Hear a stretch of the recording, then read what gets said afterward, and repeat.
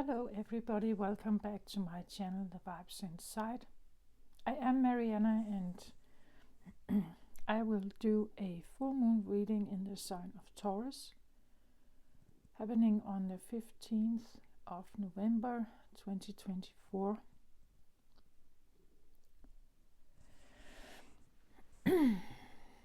And we'll see. Full moons is about completion, or at least it can be. Perhaps awareness of what stands in the way of some kind of completion, an end goal, success, or something that you have been wanting, or something you I feel like with this full moon, it's because Taurus is, well, it's an earth sign, the first earth sign. I feel something about new earth here. Even if everything, when I say earth, is something that can sometimes be felt in the body as well. Maybe new body, right? And like a sense of a newness. So when we complete something, we can start something else. Like full moons and new moons go hand in hand. It's like none of them ever stops with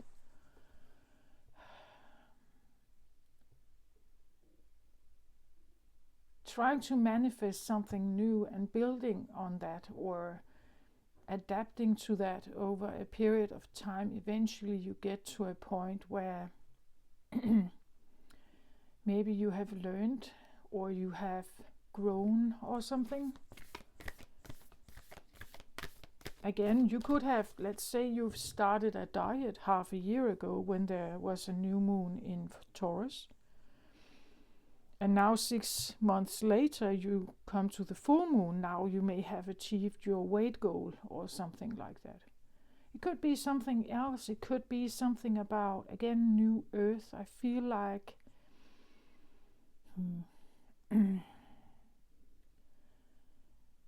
maybe some clarity that has to do with perhaps your body, in the sense that we could talk about sovereignty here.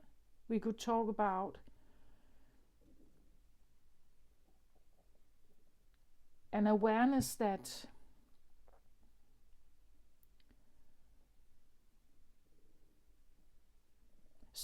a sense of authenticity with sovereignty.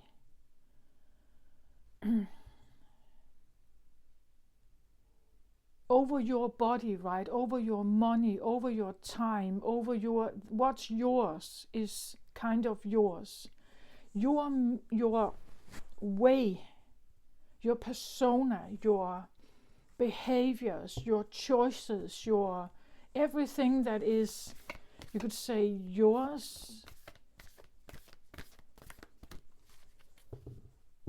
with a sense of sovereignty, right? And again, this new earth is like it's a birthing, right? A birthing process of, like a new baby is starting the process of building.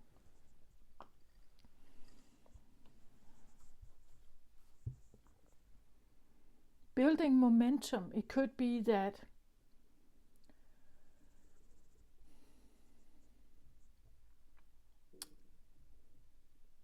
it is said that this time we are in is like, from an astrology aspect as well, there is this common understanding that this is a new time. We are embarking on a new time. We are embarking on a new adventure. The feminine energy is rising again. It is from a place that may not have been that great, right? And you are like Taurus is ruled by Venus. It's a feminine energy. So I feel like, yeah, like feminine energy is on the move. But I have felt that for quite a long time. But now this full moon, it's like I get a feeling that something is done, right? It's like something is no longer. I've said for a long time that mother energy is leaving the planet. I feel like it's, and when I say mother energy, it is the empath, like the energy that puts themselves aside for something else to, you could say, be heard or be nurtured or be given attention. A mother energy can be a nice energy to be around because they are very giving and empathic and understanding, and they don't necessarily argue much. They listen and try to understand and accommodate. But a mother energy is not supposed to stay there forever, right? It's supposed to, like when a child gets older, eventually the mother can get some of her energy back, you could say her own needs, her own desires, her own plans for life.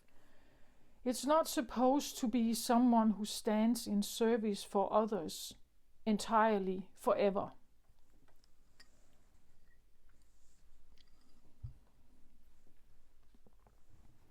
Unless they want that, of course, but I have the feeling that there's something changing about this. So either this energy is literally moving out of the way or it's maturing. It's choosing no longer to be in service like that. It's choosing no longer to only be like that, to only be kind, empathic, giving, holding space for others, motherly, attentive, beautiful, nurturing, caring energy. Something is happening here to this. It's like it's time, right? Now it's time for us to fly from the nest. It's time to stand on own 2 feet. It's time to grow, I feel like. Not to have a buffer like this cushion around us in some way, right? She's saying now we have to do something else because I want to, right? Because I need to, I want to, right? If I'm not doing this, eventually she will die. Right? That is like, she has not infinite, you'd say, infinite life resources if she constantly cares for something else. Eventually she's depleted. So in order to not get depleted, she needs to get some of her stuff back, you could say, some of her routine back, some of her desires, some of her needs. I guess for any child who suddenly feels like mommy is not always there, right? It's not always supportive, it's not always there, it's not always kind, it doesn't always put me first.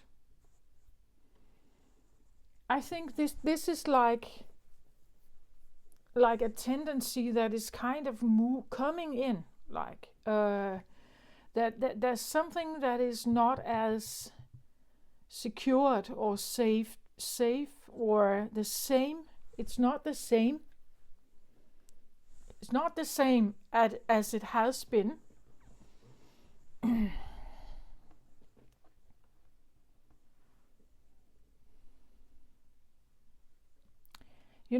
It's like it's trying to, I feel like, establish a sense of worth, right? Like proving something, or by changing its ways, it shows the world around them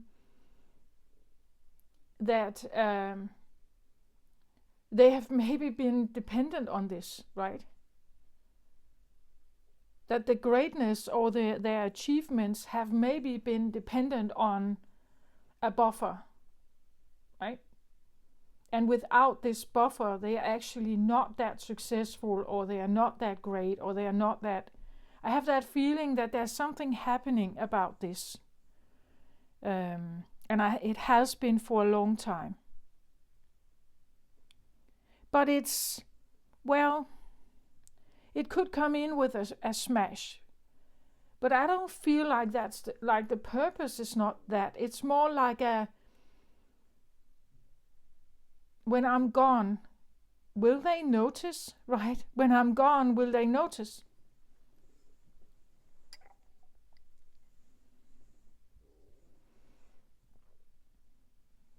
Can they do on their own?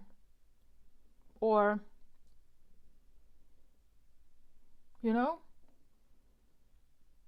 like when teenagers move out from home, or like young adults, they're trying to try out their first real job and so on, right? Will they do all right if I just, like I just step back? I'm not helping, or not assisting, or not caring, or not, if I just move back here and I just let things happen.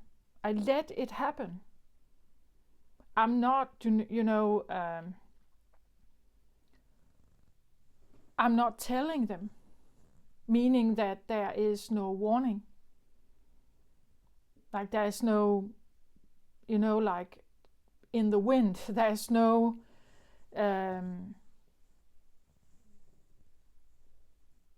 reminders. There are no, like, have you thought about this lately? Kind of. There are no inclinations, no inklings. There are nothing just carefully and kind or lovingly sent to someone. It's like it's kind of not there, Will they be able to do on their own now, kind of?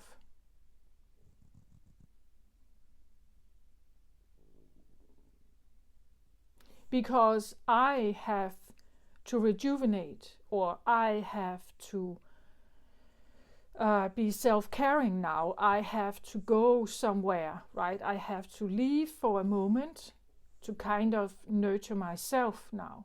Everything I've given out, I kind of turned it to myself now to build momentum, to nurture myself. And while I do this, what is going to happen out there?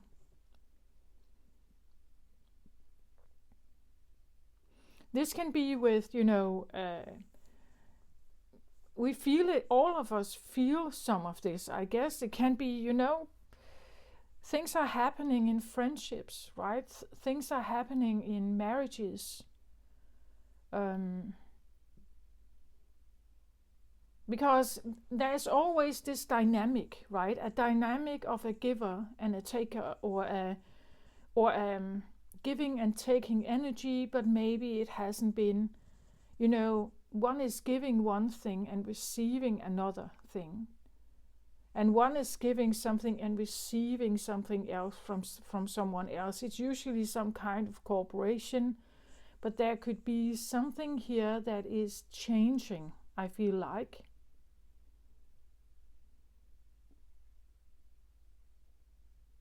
It's also something about the value, right? Let's say an example here is that when a husband brings back money to pay the bills and secure the home and make sure you can buy food and everything, it has a certain value.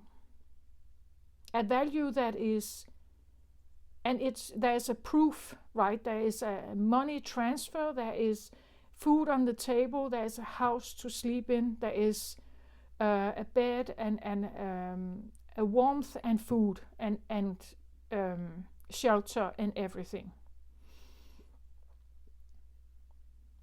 And of course there are maybe toys, there are luxurious things also. It's all kind of proven, right? What masculine energy is able to do. And because there is this proof, it is generally seen. Others can see it. Others can see you take care of your family. Others can see that they grow. Others can see that they are taken care of. There's a proof here. And there is this general understanding that this is, because we can see it, it has value. So, okay. On the other hand, you can have a very caring mother, right? A wife, a mother. She is empathic, she is kind, she is giving. But the point is that this is more difficult to establish value around, unless it becomes more understood, right? That if you have a family where it seems like there is a caring tone, and the children feel they look sound and healthy and cared for, they are kind and considerate, and it seems like there is something going on in the home. Oh, I'm sorry.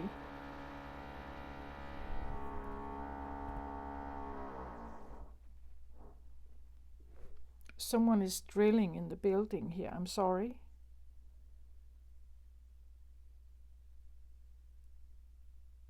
I don't know if there will be more.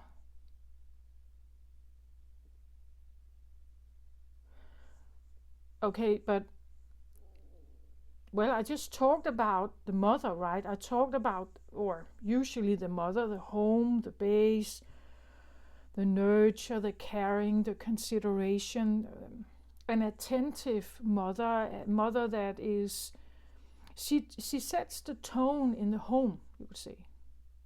If she is absent, like neglectful, the tone in the home usually is felt, right? That she's not there in some way. Not that one, at least, is there. And usually it probably can be seen over time with the children, the husband, and it will be seen that something is not very fertile in some way. Now there's another drill, perhaps. Anyway, the point is that with a mother it can be difficult to actually establish the value of her presence. There it was.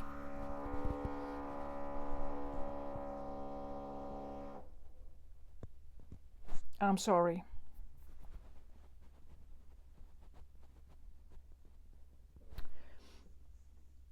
But as I said, with the mother, it can be difficult to establish her value. It's not really, you can't grasp it like that. You can't, what is it exactly that she's doing? Like, how do you put value on that? How do you weigh empathy? Like, how do you measure it? Like, how can you, when you enter a home, can you measure it? Can you measure the kindness? Can you measure the understanding, the empathy? Can you measure the love in the home? Not really, right? It's like a feeling. But how can you put value on that. You probably feel it if it's not there, right? If there's a cold mother, you can feel it somehow, right? But how do you put value on someone who is a warm mother, you could say, or wife? How can you establish, and how can she establish her worth in the world?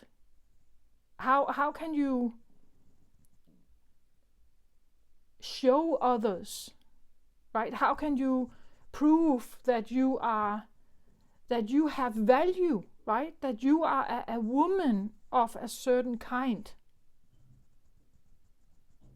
This is way more difficult and often just taken for granted, right? That there's no price, there's no value on her,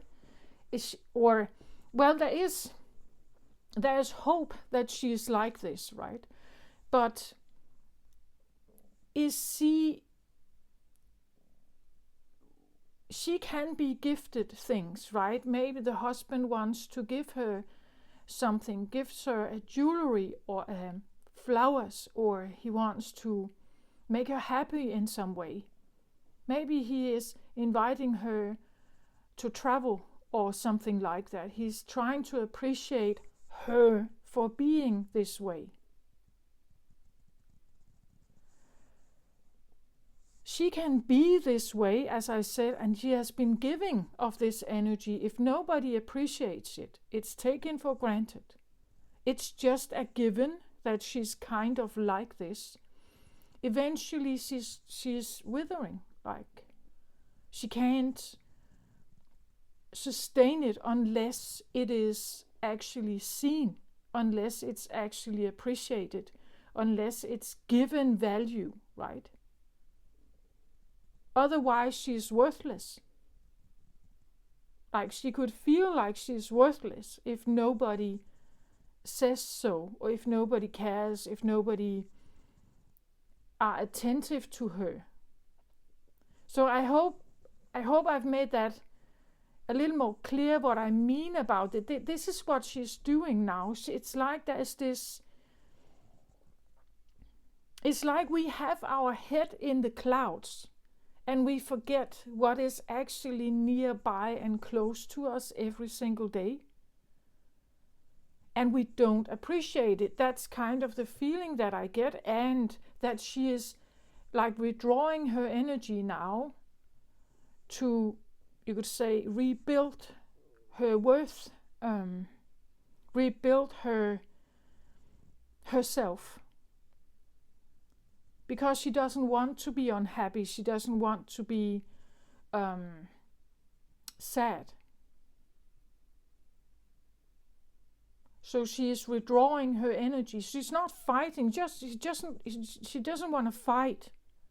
Either you can see me or you cannot see me, right?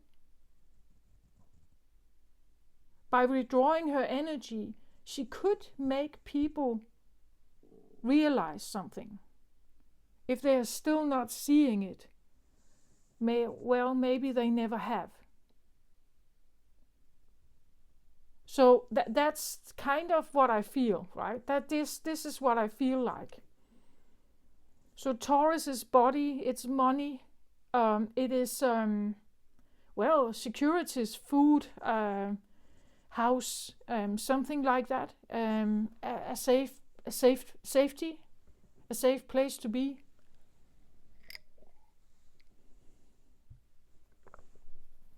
Nurturing, like the sense of self. We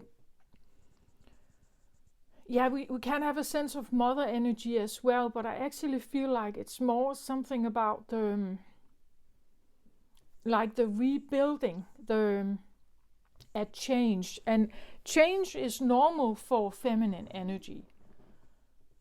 Like everything on earth changes all the time. It's just the human species who do not like that. Like we want to at least control when things change. We don't like something to just change from one day to another. We don't like to lose control like that. So from the human perspective and human brain, we don't want change like that. We want change when we are choosing it,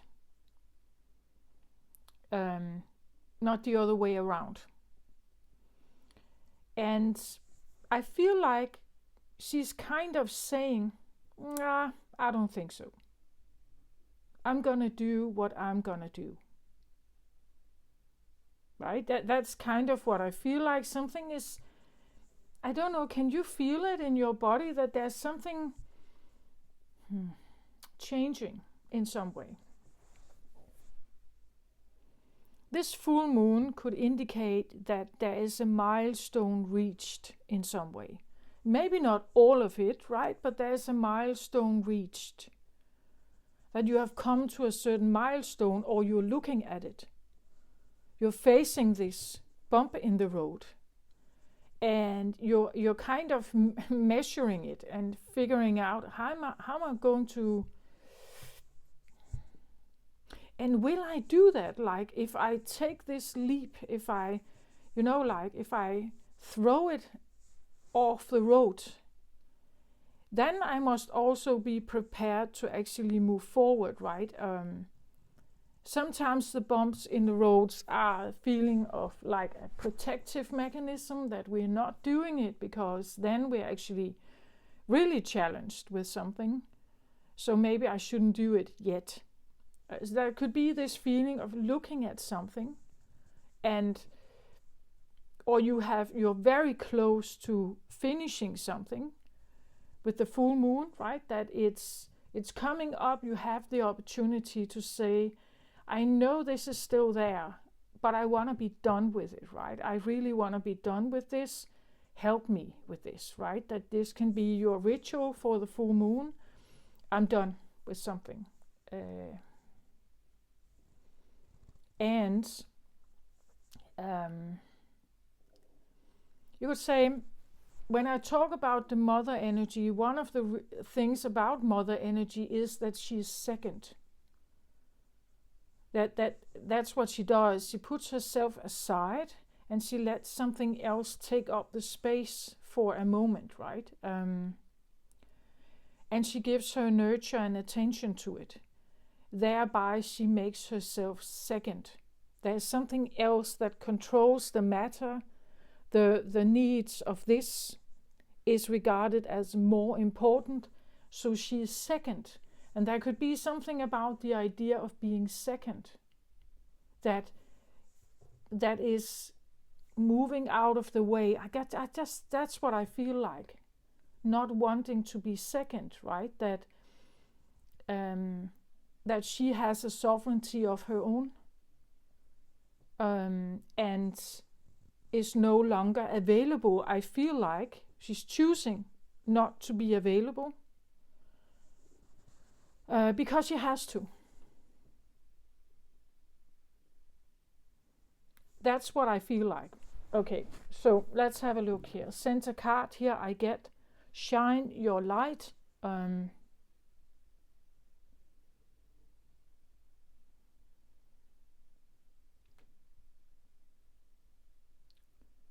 So she's like this mermaid, right? She's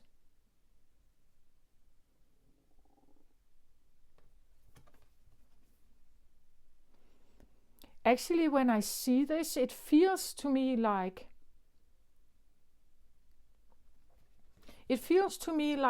there is still mother here, but now it's like a regarded mother, right? That shining her light means that people can actually see it, right? They can see who she is, and that when she shines her light, it means that she understands her own worth, right? She sees herself as worthy. She doesn't have to prove anything, right? She's aware of her touch. She's aware of her tune, of her value.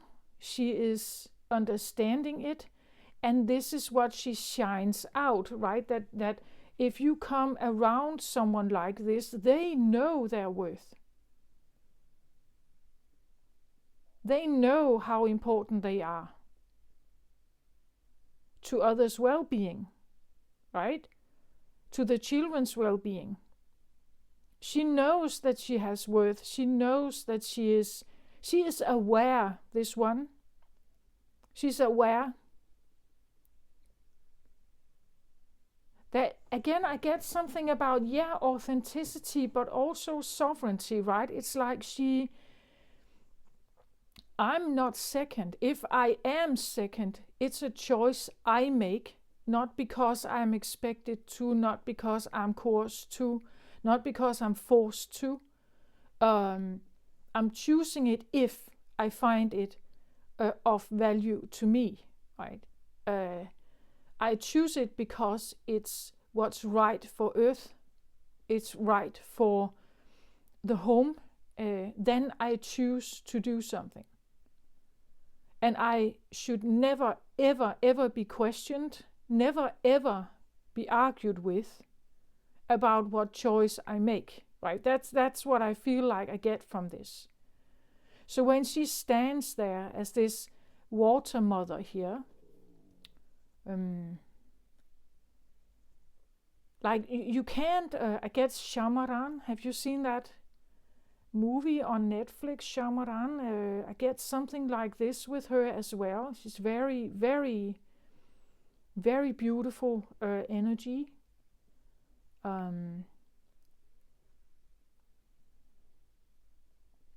But never ever to be questioned, and never ever to be coerced, forced, or taken for granted. Like that's what I get here with this one. That is her light. That is her message. That is the message. If we look at Earth, it could be something about, because I am like I am, it doesn't mean that I should be consumed, right? Because I am like I am, it doesn't mean that you should disrespect me, right? Because I am like I am. And I do want to give to others. It doesn't mean that you can force me, like imprison me. You know, like how we treat nature, for instance, right?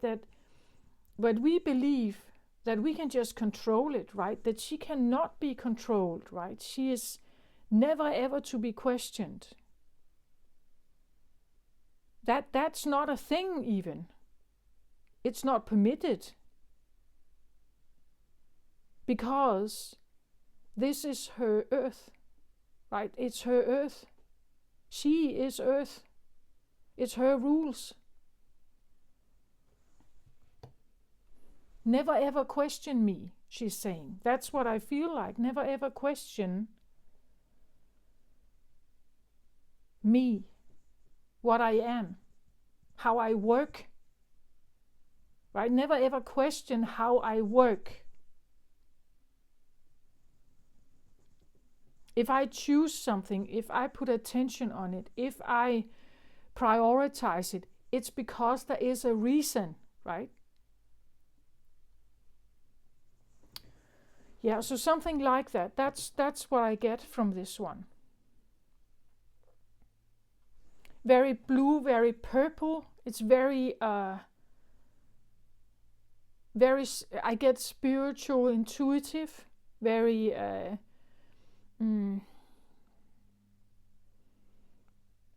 throat chakra. It's identity also here. Blue color, third eye chakra, throat chakra, and crown chakra here. It's very present in this card. It's an identity thing. It's how you see you. What identity do you have? Do you believe you are second? Do you believe that others are in charge and you cannot just like state your boundaries or something like that? This is someone who, she states her boundaries, right? She states that this is how I am.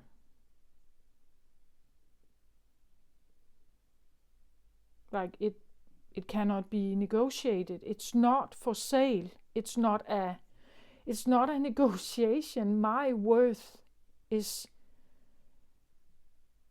exactly how I see it. It's not up to others to give me worth, right? My worth cannot be defined by others. I define it. That's what I get here from this card.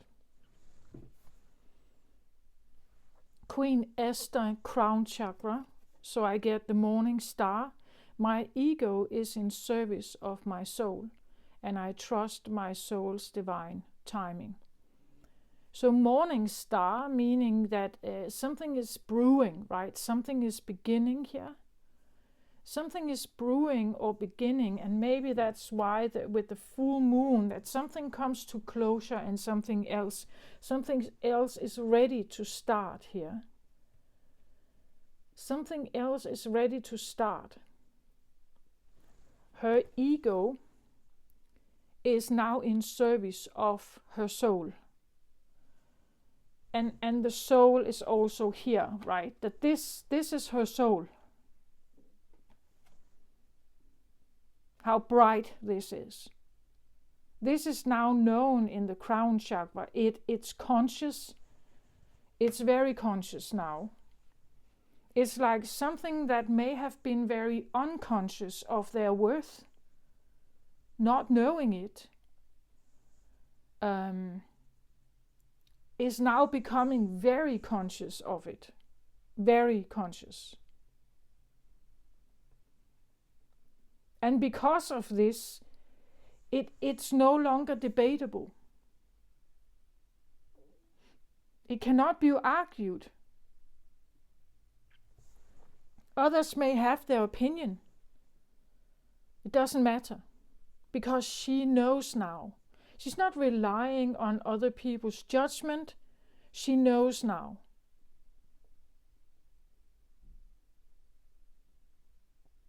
It's about confidence also, right? It's about self-worth. It's about knowing that you bring something to the table that is very important, and people maybe they haven't given you attention for that. Maybe they haven't noticed. Maybe they've just maybe taken it for granted.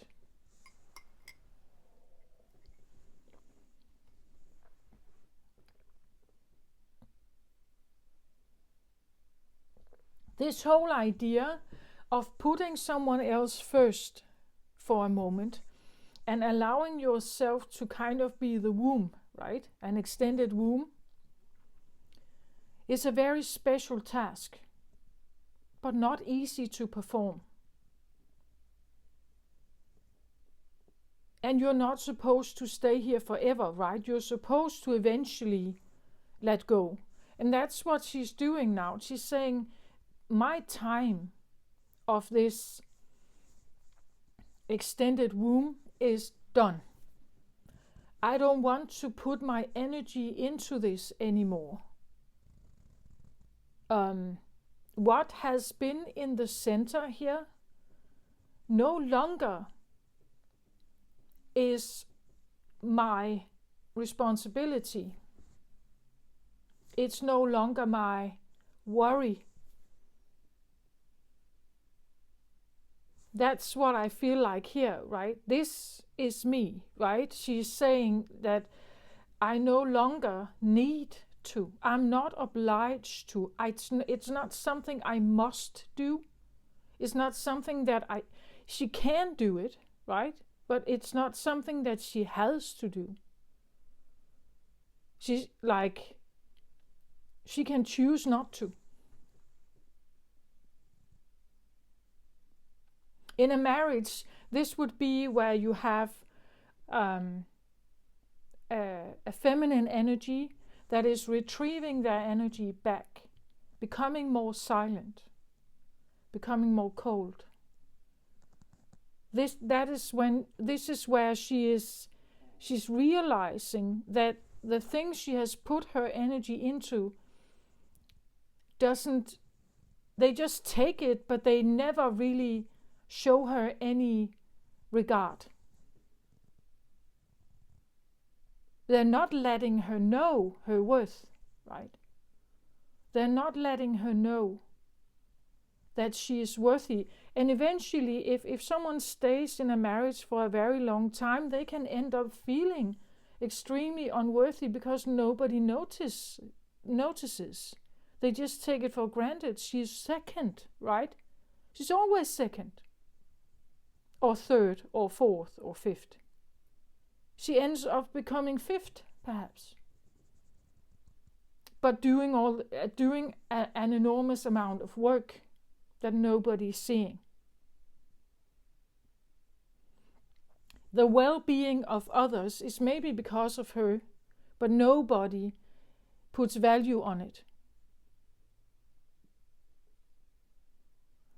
However, this one, I feel like she is now putting value on herself. And if nobody else does, she will do it on her own. It means that she is no longer actually dependent on the validation of others. She validates herself. She's no longer codependent in that sense on other people's validation, on other people's appreciation, on other people's, because it never comes, right? So she is now choosing to, some of the things that she gives out, she's choosing to give to herself now. So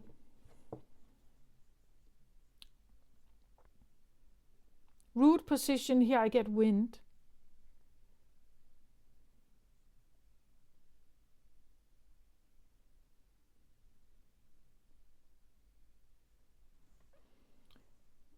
Wind, like, well, it can be a breeze, but it could also be a storm, right? I actually get like a circling, that something is building some kind of momentum. I feel like wind is also air, like air element, air energy. This can be that something comes from the root position to the queen here. And when it's wind and air can talk about identity, it can talk about message, truth.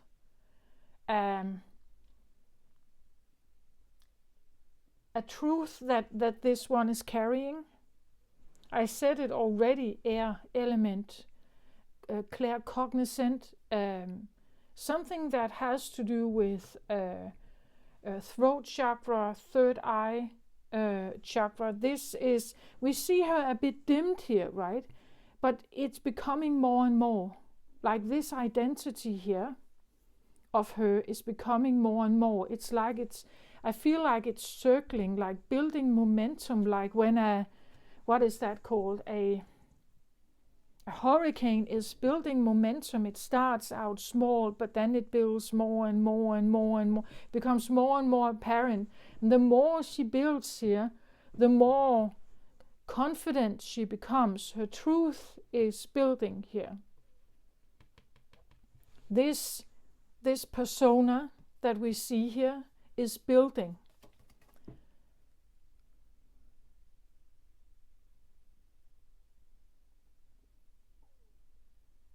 She may not even know exactly what she is. She may not even know what it is that she's building here. But one thing is for sure, that there's a message, a truth, an epiphany maybe. There is some kind of momentum building, maybe to speak something, to say something. There's something about her identity that is shifting, that is now moving towards the morning star, right? She is seeing herself as new, right? Morning.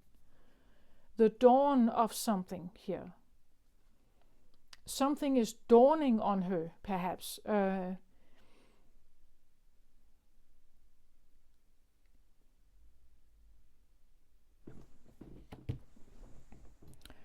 Let's have a look at her.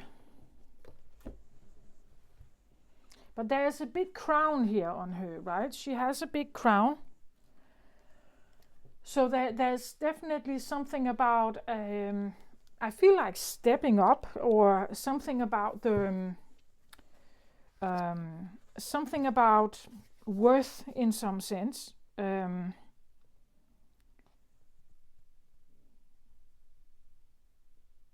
Well, it could maybe easily be known as or seen as selfishness or something. People could be seeing her as selfish, right?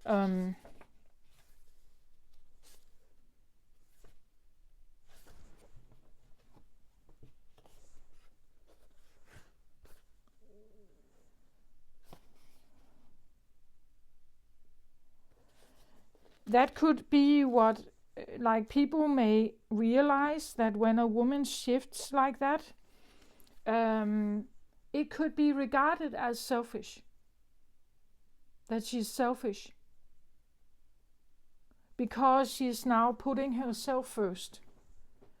And that is regarded as selfish.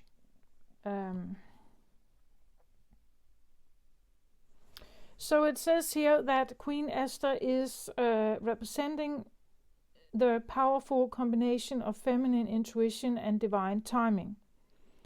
Esther was a Hebrew orphan born with the name Hadassah.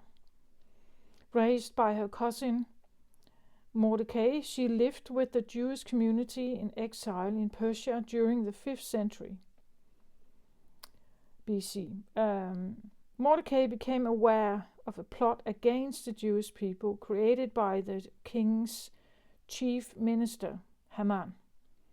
Using her brilliance and her intuition, Esther came up with a plan to serve her cousin and her people. Her beauty had caught the attention of the king. So when his current wife, Vashti, refused to come to him when called, Esther seized the moment and the king chose her to be his wife. Then Esther didn't wait for the king to call her. She prepared a large banquet and then called for him. Once he was fully in love with her, she revealed that she was a Jew and that Haman had plotted to kill her people.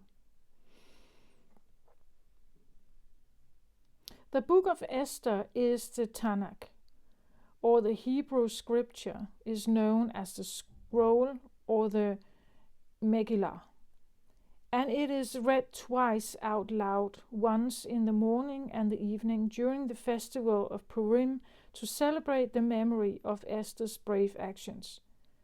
Her name is derived from the word meaning bright star or morning and evening star.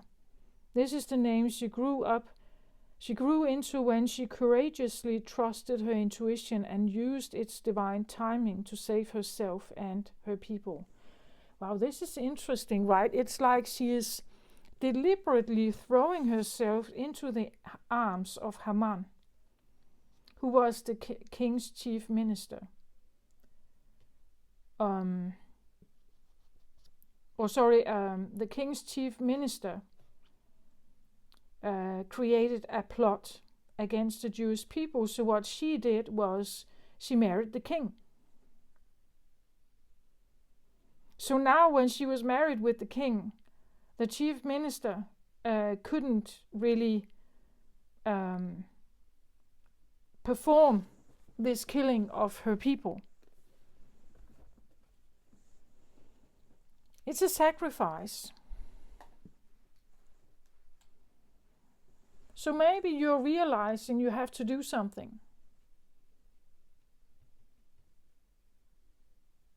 to stay safe yourself or to take care of your family. Maybe there's something you need to do. Contact like the right person,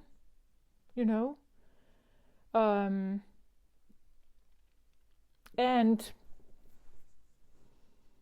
tell them something about how you may have been manipulated in some way, or how there has been an attack on you in some way.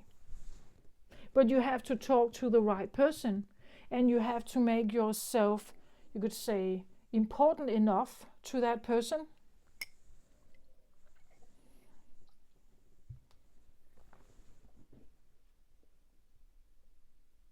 What I also get here, it's almost like revealing something.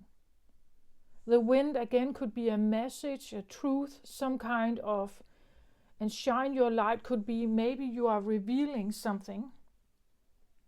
Revealing. There is an energy that is during this full moon wants to reveal itself. That has been in the shadows, maybe operating in the shadows, and now it's revealing itself. It's done. The full moon is like the job is done, right?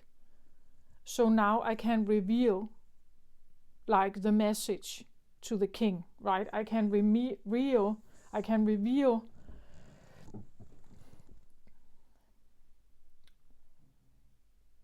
who I really am here.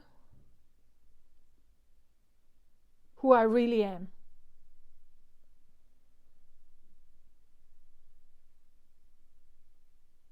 And I get this feeling that it's like a message. It has been brewing, like a, like a little wind that starts swirling, and then it becomes more and more and more. It becomes, well, it could almost be also a feeling of like,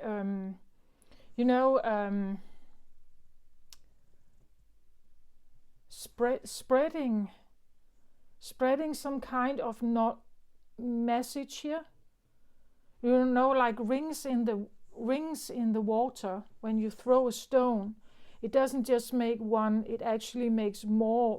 It's like a ripple effect, right? That's something she may have been saying small. It's maybe actually like building more momentum in some way. And it has been building. And maybe she wants to reveal herself now. I still get like building momentum, building, what is that called? Courage to reveal something here.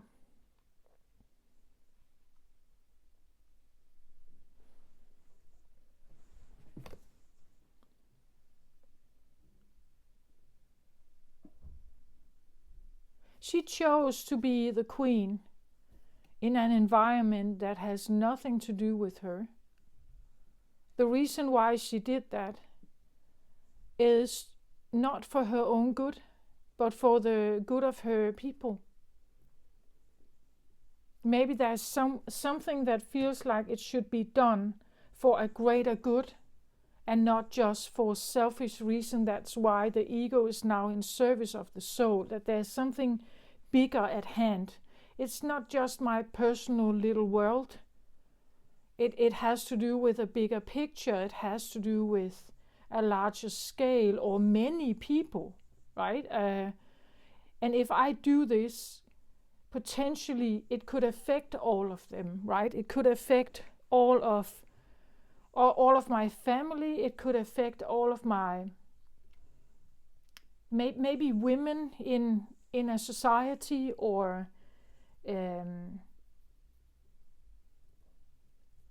again, she was fighting for the Jews. She was fighting for her family. She was an orphan. It was important for her for it to survive. It was everything she knew. And that's what we do. We fight for the things we know. We fight for the things we're accustomed to. We fight for the things that are important to us. It feels a bit like, someone is taking off their mask and now showing their real colors, or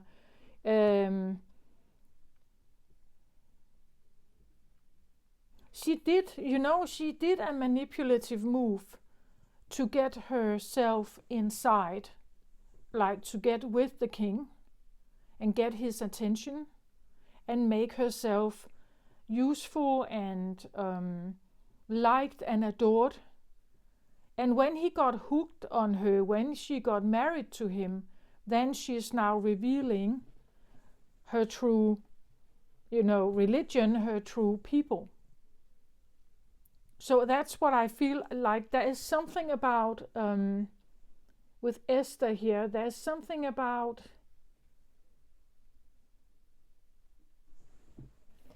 well, it may seem that she's doing this, like, what about the king? Was he not trapped by Esther? Was he not? Well, I feel more it's about she is making him understand, right? She is showing that you love me, you want me, but I belong to the Jewish people. So if you want me, but you want to fight the Jewish people, this doesn't make sense, right? You want me, but at the same time, you hate me. Or you hate my roots, right? You want me, a part of me, but you hate my roots, right? That's so she's making him aware about something. And because she's married to him now, he can't really, well, he could perhaps, but she took a risk, right? She decided to take a risk, because doing nothing probably meant that the Jewish people, her people, would be killed. And again, feminine energy during many centuries now has been regarded as second or third. It didn't really have power. This is a way of establishing power through, like, the king, you could say, right? That there's a way of getting access to something, right? But you may need to use a special design, or because otherwise you're not given it, you would just be killed, right? What I also get about this is something like, is that really what the world is about? Like, is that how the world has turned itself into? That power is so important that those who are not in power, they need to do something like this to be heard. Right? That the greediness of power, you need to find a back door in, otherwise you can't really have access to the power source. Is that what our society has turned itself into? Is that why we are not honest with each other? Is that the reason why we are not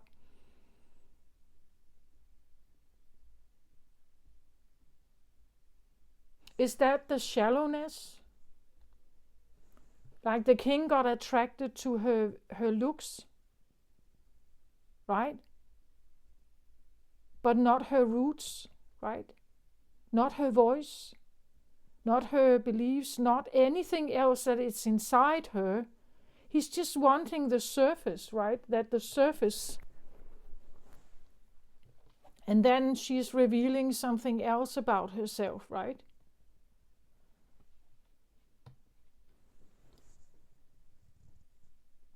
Is that what the world is about? Do we have a world where surface is everything and what's actually inside is kind of hidden? And the only way we can bring this out is maybe through manipulation or through like backdoors. We can't just straight up tell it. We cannot be honest. We cannot have an honest conversation. Is that what the world has turned itself into? Is that how it has been? And maybe this is what you want to say no to?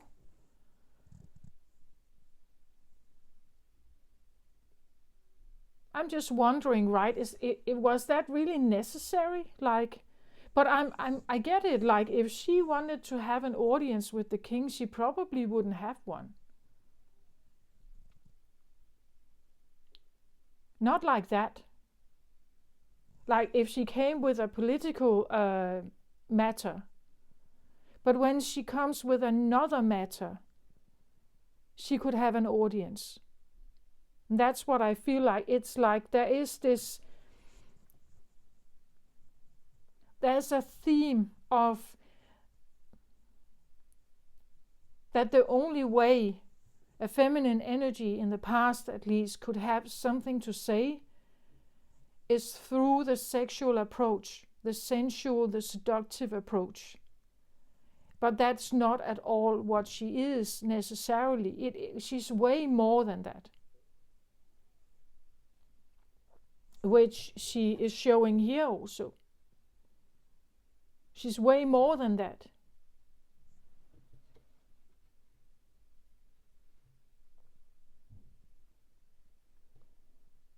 I don't know what this is. It just feels like a sacrifice. Maybe this is like the burned out housewife, right? She sacrificed herself for the family because nobody else does, right? Someone has to do it.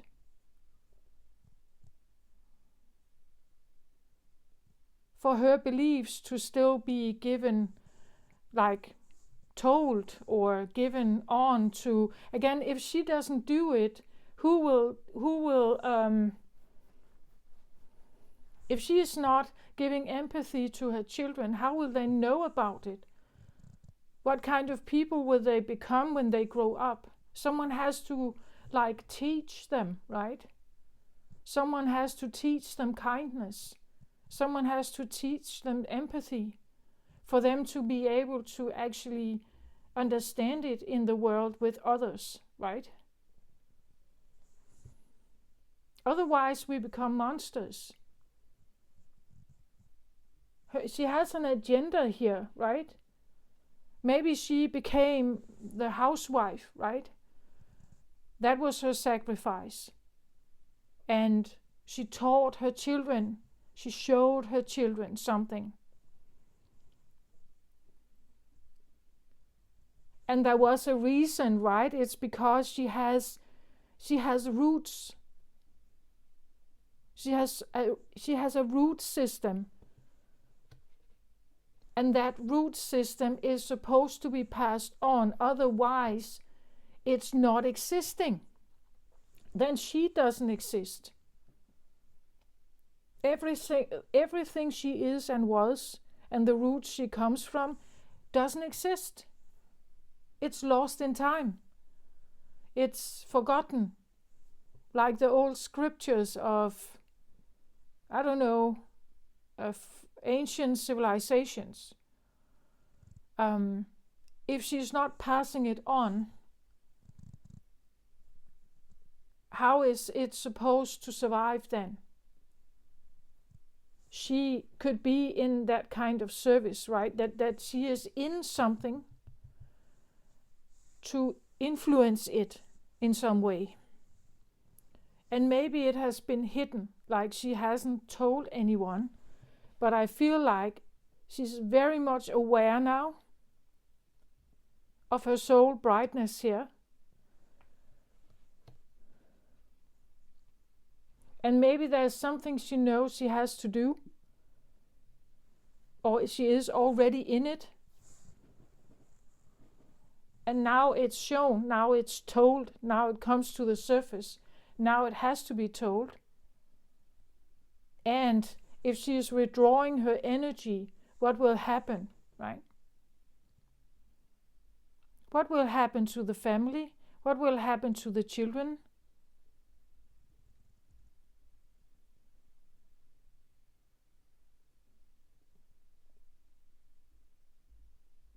Will kindness even survive?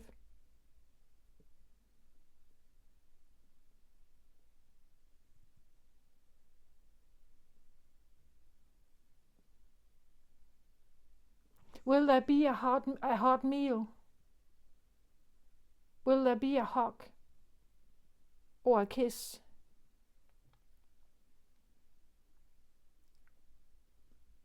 Or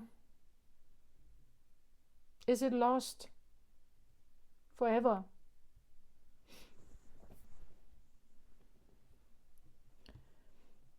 Can I get one more card on Queen Esther here? I feel like there is something else about her.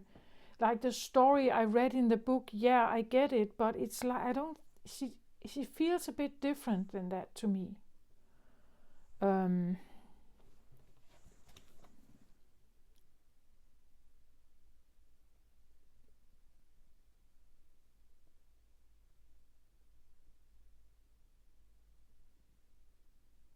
Yeah, I just hear stunning beauty, stunning beauty. That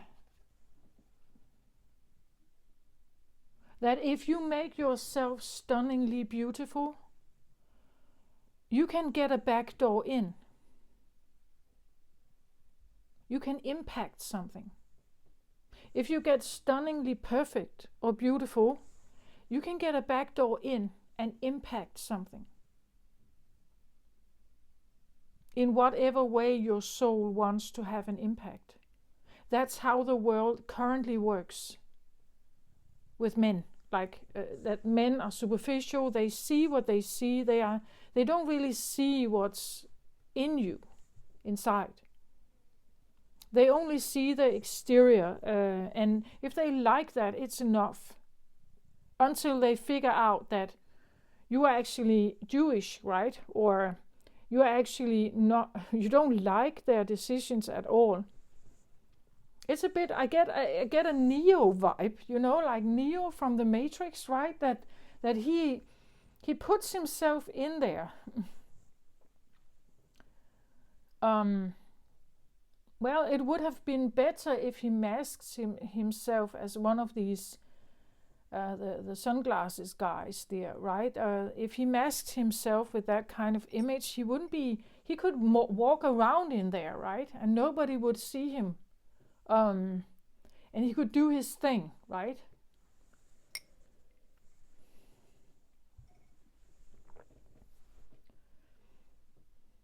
It's as long as she is only beautiful and stunning and perfect, nobody will notice. Right?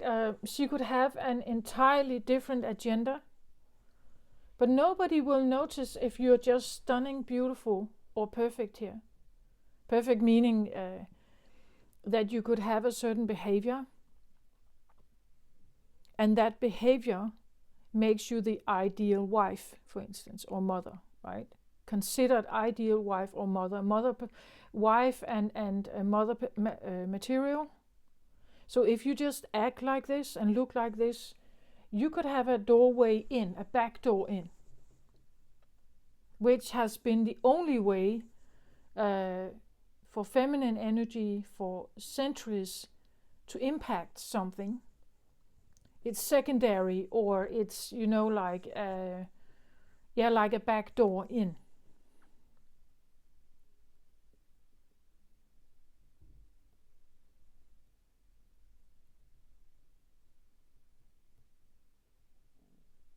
So it could be that you're wondering here.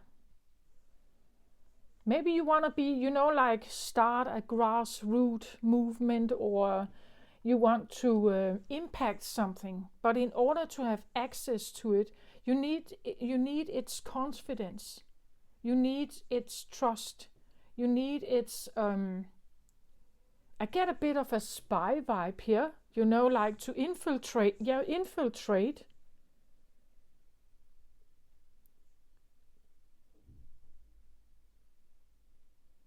Something here is wondering if it can infiltrate something, or infiltrate. It has a very negative tone. I don't get that, actually. I get it's more about making this other energy aware. It's not a hostile takeover. It's supposed to be cooperation. It's to make them aware. It's to make them listen. That's what I feel like. It's to make them listen. Like the king listened to Queen Esther. As I said, if she tried to have a political audience, she wouldn't get one. But if she contacted the palace in order to become his wife, and if she looked perfectly enough here, she would be invited in. Like that is a doorway in, right? And she would have to use that channel to kind of eventually have the trust, the confidence to speak with the king about something, to show who she actually is, or show more of herself, right? I get feeling like this is like a soul vibe here, with a certain cause. Like that, there's a mission with this one, and it's going to be channeled through a Queen of Esther type of energy. Do you get my point? I hope you get my point. Something like that. One more card on this Queen Esther here. I feel like, yeah, stunningly beautiful. That's what I just stunningly beautiful. Perfect. Flawless.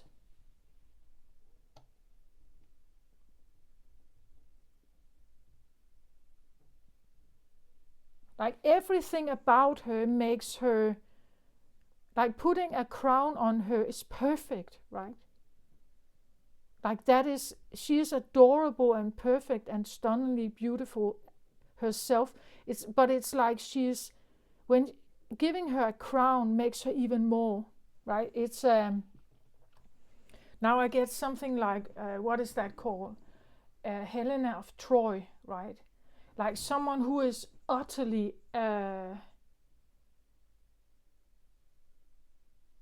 desirable. Wars were fought over Helena. That's what I get from this one. 4 fights and wars have been fought over her. Stunningly beautiful. Stunningly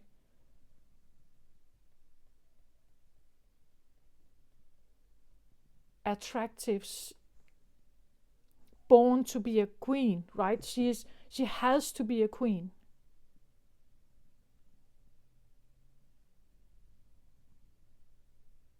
She has to wear this crown and the beautiful gowns. That is how beautiful. That's so stunningly beautiful. It's like now I get what is that called? Miss Universe, Miss Universe kind of.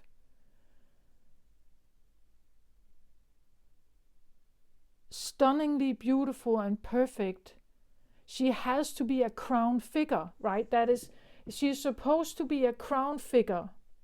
If you can make yourself beautiful enough, if you are beautiful, stunningly beautiful, and you are behaving in a certain way, you can become a crown figure for someone in power. Right?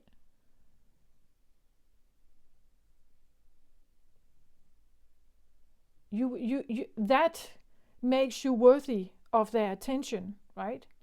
That's how the world works at the moment. Beauty, youth, perfect behavior in some way, perfect figure, stunningly beautiful, respectful, like the things you say, how you act. When you make this perfect, then you can be a crown figure besides someone else in power. That is the way. That's one of the ways how I guess queens have been selected through centuries.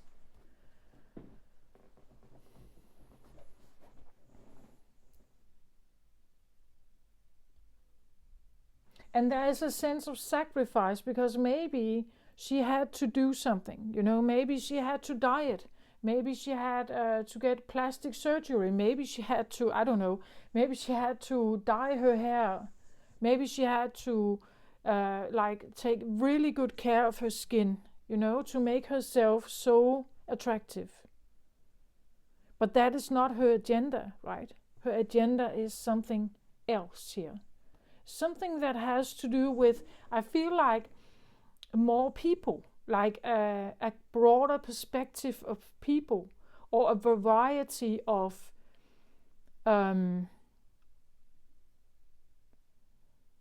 like someone trying to look white, right? But actually she is blue, right? And if she showed her true blue color, the king, would now have to accept blue people because he's married to one. Now I get, what is that called? Well, I guess it's the Bridgerton. It's where the queen is presented to the king for the first time. It's not. It's a secondary. You would say a secondary series where we are told the story about the queen and her love story with the king, who ends up becoming more and more insane-like. But in the beginning, they actually had something with each other. And but the point is that she was chosen because she was black. Because there was this wish to want to unite, you could say, that black people could actually become nobility, right? And that was made possible because he married a black woman. That is her root, right? Her root. And because we join this now with the crown, it now becomes acceptable. Because when the crown does this, it kind of gives this ripple effect down in society. And that could be what the bigger picture is, that if we can impact the crown, it gives a ripple effect in society. It's now okay because the crown is doing this, right? The king did this, or the queen did this, or the so now we will see more marriages with, you could say, mixed inheritance, mixed roots, right? Maybe that's also why I get this feeling that something is stirring, right? Something is stirring because it has there is a greater perspective about something. So if I do this, it could have a ripple effect on, that like my children and the children after. If I break out, if I become a rebellion, if I throw over the crown, it will have a ripple effect on the time after. So maybe I do this and it seems maybe a bit like bad in some way, but there is a greater purpose to something.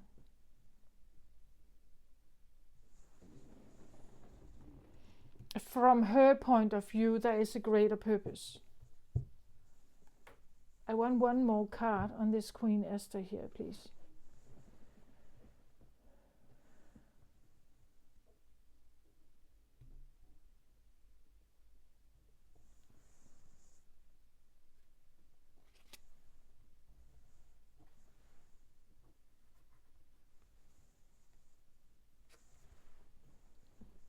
Get 2 of Wands.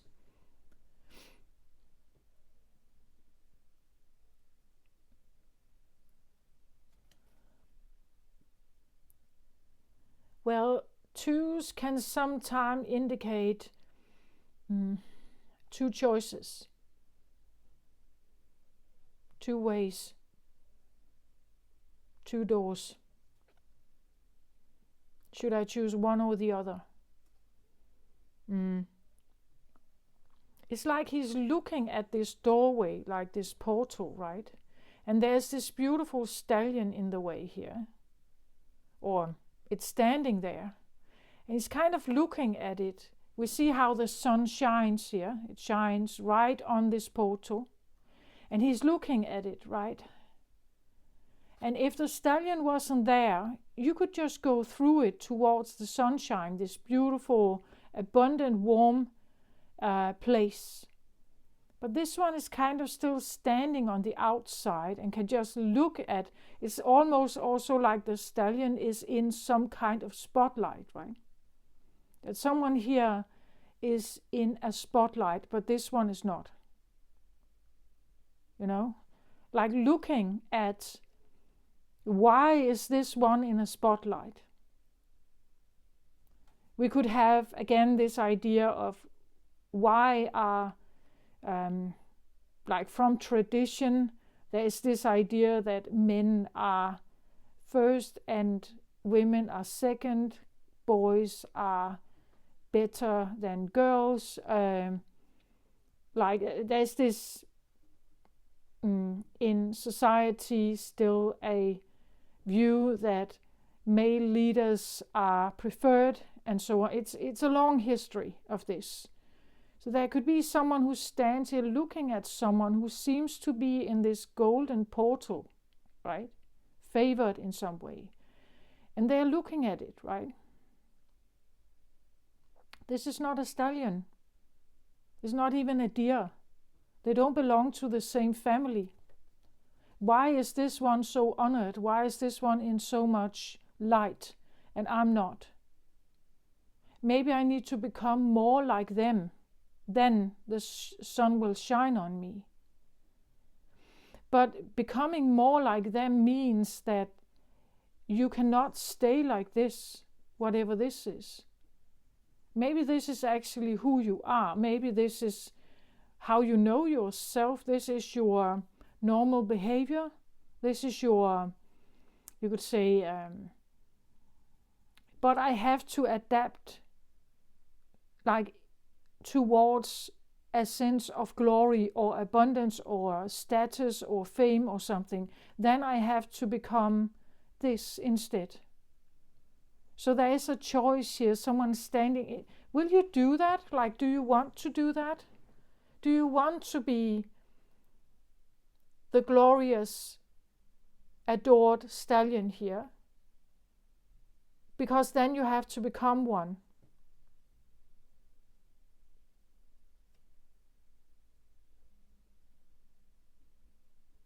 You have to become one. You have to become adorable enough, likable enough, worthy enough. You have to see yourself as a queen here. You have to consider yourself building that.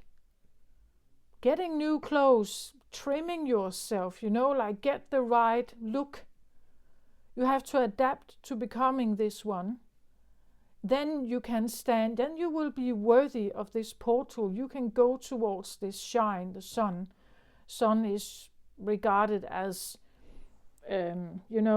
status. It's about maybe, more attractiveness. Like maybe you will be regarded. This one is out in the shadow. But maybe if I look like this, someone would see me, right? Someone would adore me. Someone would honor me. Someone would actually reflect on my existence, right? While I stand here, nobody's seeing me. Nobody cares. I'm an outsider. Nobody is looking at me. So how do I get myself here into this place? Because I'm not a man, maybe, which this one is. It's a he. So how do I get in here? Well, I have to become interesting enough for this one to look at you. You also see how he's turned, his back is turned towards her, or this one. It's turned towards, he's looking somewhere else. Usually when we have a vision that looks in this direction to the right, it looks towards the future. Where when we have something like the rabbit here that looks in the other direction, it's someone who is focused on the past. So it's looked like someone here is looking towards the future, doesn't really care about this one's existence. But this one is very observant of this one. So this one looks towards this one looks towards everything else.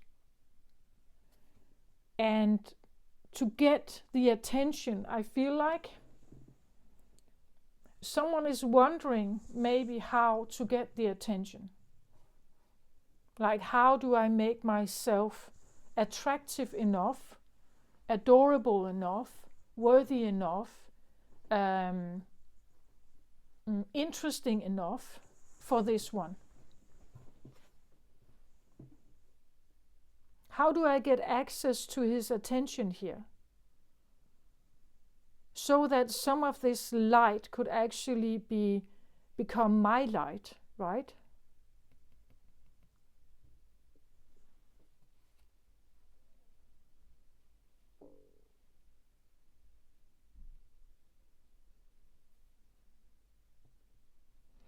I don't know, she could be jealous, this one could be jealous, right? They could be sad. They're wondering, why can I not be here? Why is it only one? I know that there are still many, there are still many countries where boys are preferred, right? The boys are given the education, not the girls, right?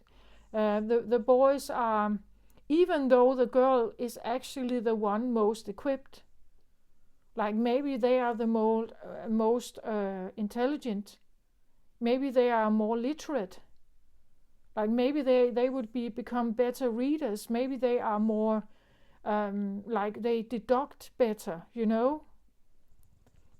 but they are not given the opportunity because it has to be a man. It could be someone who learns through the man. So let's say that this is someone who is choosing to, when their brother is asleep, they try to, get some of the books and they educate themselves, by reading.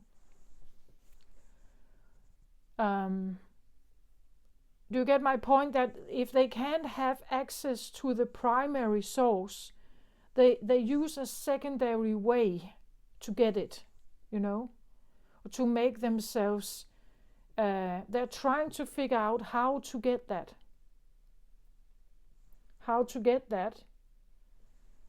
So if they are blocked from the entrance here, they're blocked from the entrance. You need a password or a passcode here, and you don't have it because you're a girl, right? So you can't enter. That this is a realm primarily for something. Like a man's club, a gentleman club, where girls are not allowed, or women or wives are not allowed. It could be any kind of realm where there is a distinction, a gender distinction, maybe a class distinction. It could be something like, well, this is a human and this is an animal. It could be something like that can be across. You can't, as a human, you can't enter the animal realm. Because it's not your realm, right? It's like you just don't fit there. And they don't fit in yours. Like she crossed a barrier by becoming a wife of a king. She was an orphan. a nobody, right? But she became a king's wife, so she crossed a barrier, right? There's something about a barrier, a normal barrier that would not be crossed. How can I cross this line? How can I have access to something or influence something which I would normally not be able to do? Like a quantum leap or like a jump, a big jump of some kind, a crossing of a bridging of something.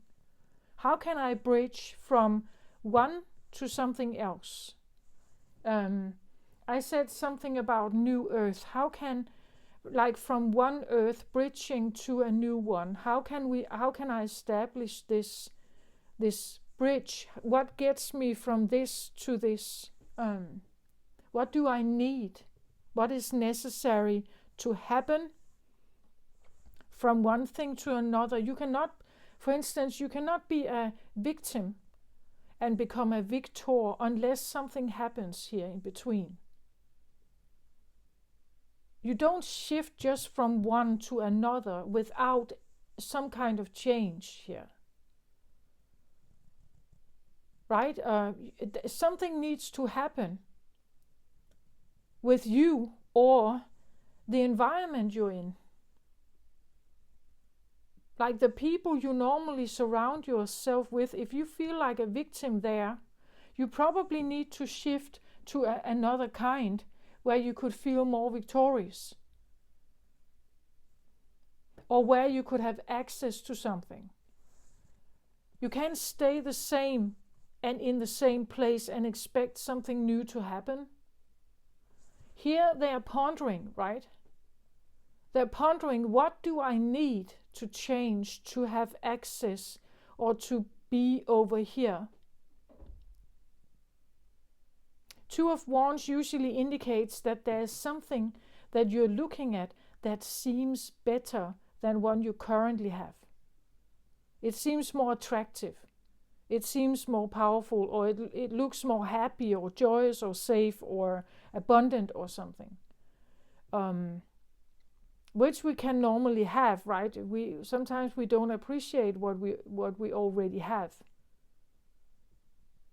Like we want this, we want to be near this stallion. We are not all right only with the hare and the, what is this, squirrel here.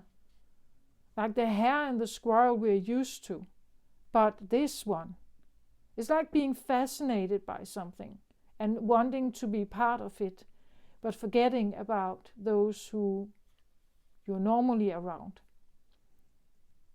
Maybe you want that deliberately, like maybe you want a real shift in your life. You're wondering how to get it. Because there's something here that needs to be done. Some kind of mission or a bigger purpose in some way, and your ego here is now in service of that soul, right? It's in service of a soul mission, and in order to make this happen, I need a shift in some way. I need access. So how do I get from one to another? This is what I think some people normally don't get, that in order for you to have a change, it's not enough to wish for it.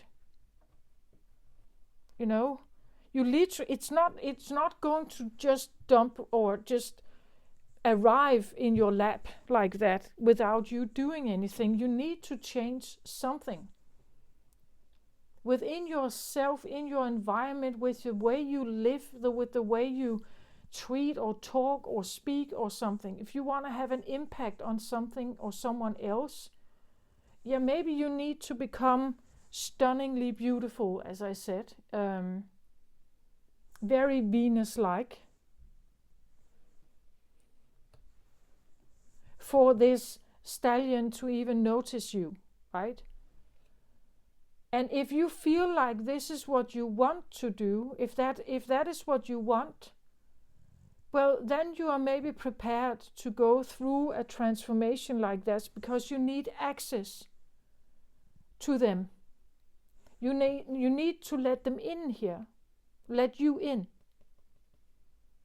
You need to be able to pass this one and have access in here. And the only way you can have that is through like a back door or something like that, right? Like using other channels. Like it's not enough to use your brain. It's not enough to be clever. To have access to a man, for instance, like looks are important.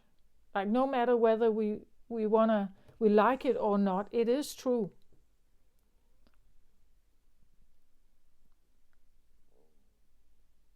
So it could even be something like if you dress poor or you dress, you know,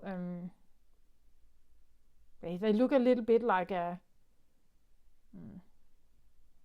page to me, maybe a page. They don't look like a queen or a king or something here. They look more pond-like. And if you want to be like the stallion, like look at how proudly raised his head is. He's wearing his atlas here like a crown, right? How elegant he is, right? There's something about a copying, looking, studying someone and trying to copy or learn from them, right? What is it exactly they are doing that makes them somehow get access to something here? It could be something about a mindset, right? It could be something about behaviors, way of speaking. Again, elegance, grace, something about how you move, right? The way you carry yourself, maybe. There could be something like that is important to and is associated with, let's say, royalty.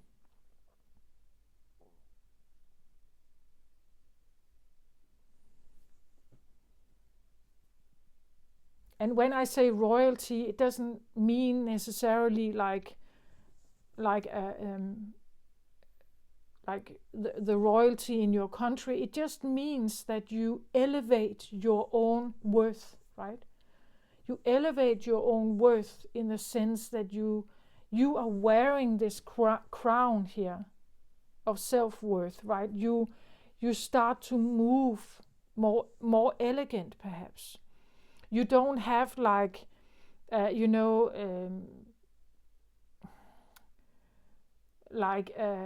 random outbursts. No, you become more collected. You have a different way of expressing yourself. You know your own worth. You are not assaulted or you're not offended by other people's comments or judgments, right? You're more assertive. You carry yourself differently.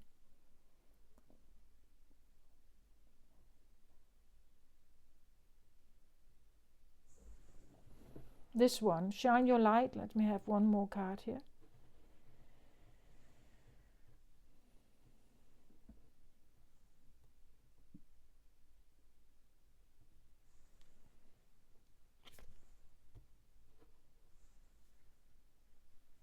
So I get action. It's time to take action. It's time to do something. It's time for you to be able to show who you really are here. The yin and yang action, again, it could be this idea that maybe you have been a follower, but now you're actually showing why you have been following. Why have you been following certain guidelines, perhaps? Maybe it's because you're poking someone else to take action or to,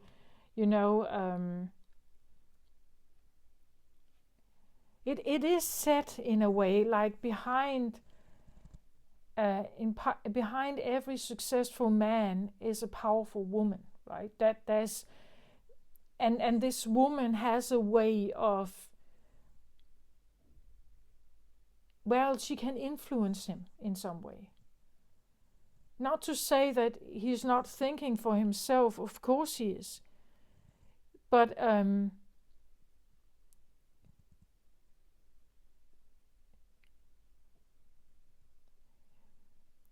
sometimes even warfare needs to be strategic, right?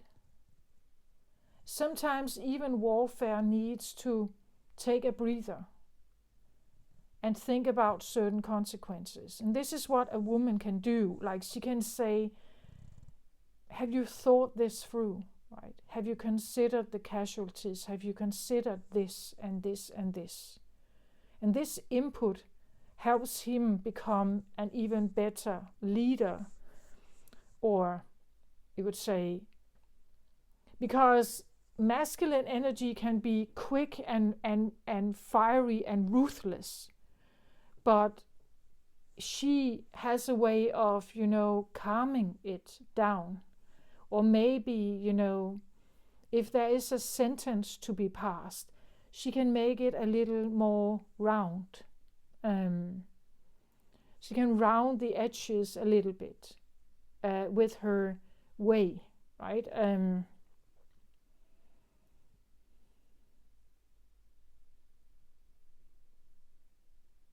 That is one of her things, that if someone is very agitated and very frustrated and very, like feels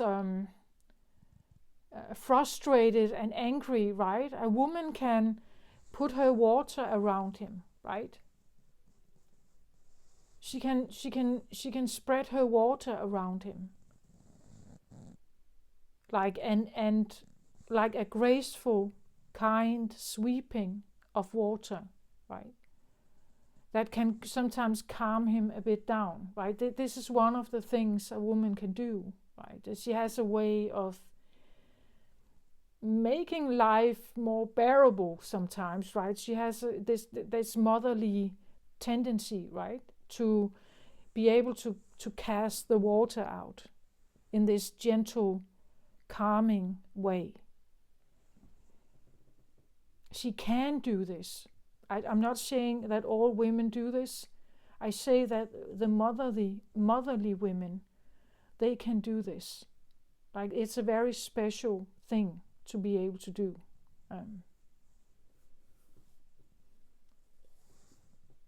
And it takes a lot of understanding, because you have to put the right water out. Enough, but not too much, right? You have to adapt it, especially to the situation, to heal. Like, healing is always healing can become offensive if you are imposing it on others, right? It has to adapt itself exactly to the moment and what is needed. Otherwise, it's just regarded as manipulation. It has to be adapted perfectly. It has to fit the need.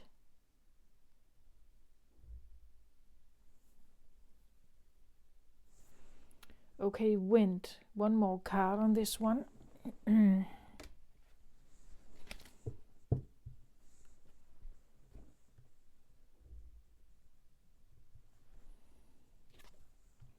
Yeah.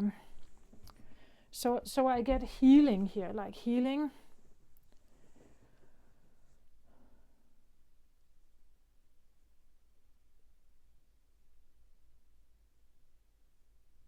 So I get something about like the healing nature, reconnecting with your true nature, healing nature, and this self-love that a woman needs. She has to come back to her center, right, and fill up her resources or her batteries, right. That she needs to reconnect with nature, her roots, her true being.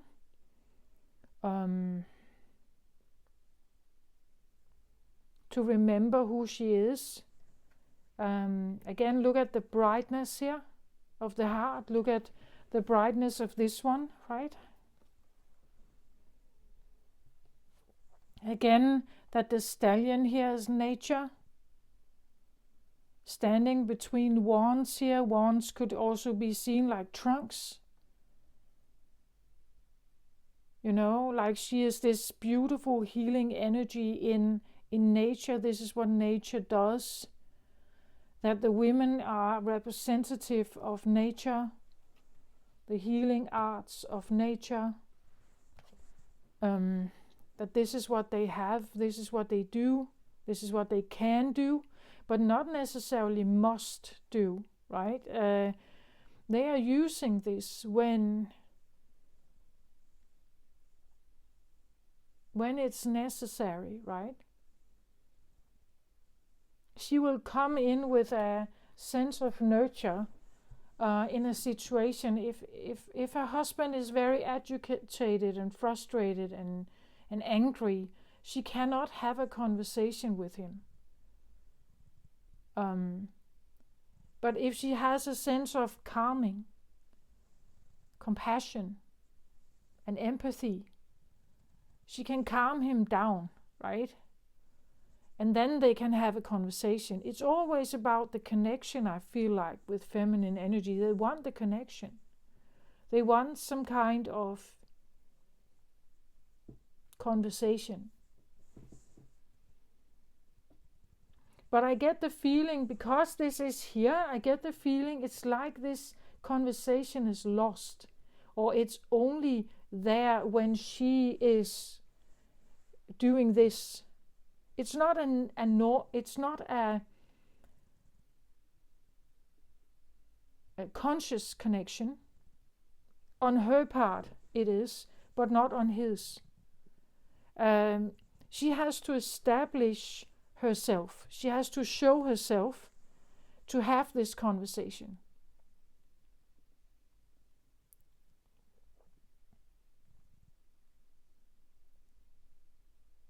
Like she has to give something of herself to even have a conversation.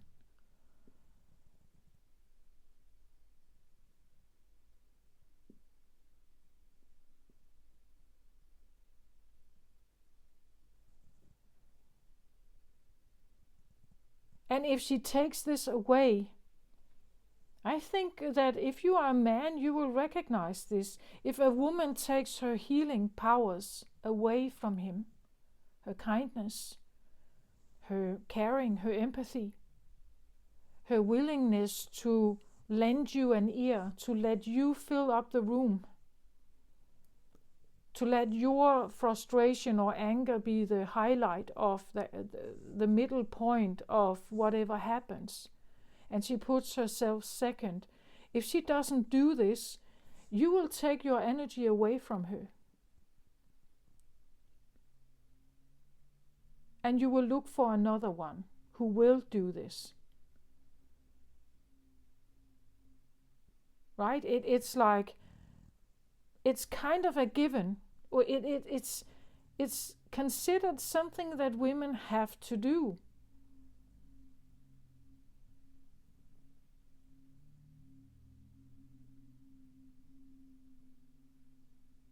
And I think that a conversation should be able to be done without, again, she's rarely the problem. Well, she could be, of course, but sometimes the women are actually not the problem. The problem is out there. Maybe you're frustrated about work, you're frustrated about a boss, maybe you're frustrated about employees, maybe you're frustrated about the idiot on the highway, right? Maybe you're frustrated about, I don't know, mortgage payments. Maybe you're frustrated about responsibilities. Maybe you're frustrated. And then she is the one who is supposed to make you all right again.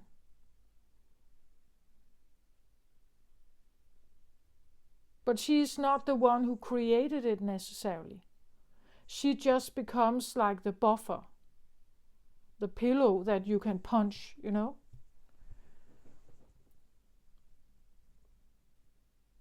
And to have connection with you again, with this other again, she has to let herself be a buffer. She has to let herself be a pillow to punch on before she can heal, right? But that is exhausting.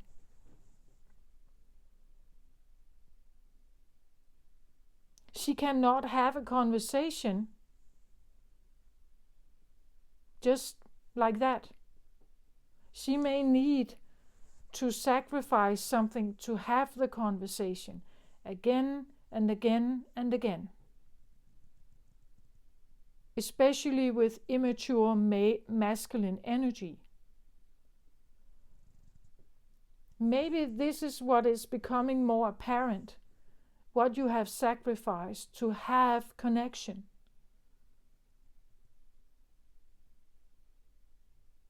Maybe you see how this has played out. Maybe you have done it yourself. Maybe you have let your problems out on someone else, expecting them just to be this punching pillow, right?